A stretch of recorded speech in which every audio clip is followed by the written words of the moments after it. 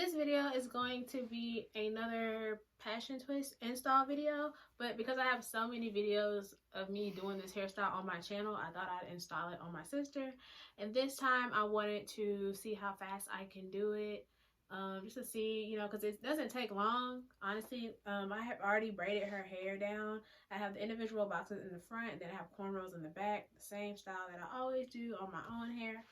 So we're gonna time and see how long it takes me to install these twists. So let me show you guys the twists.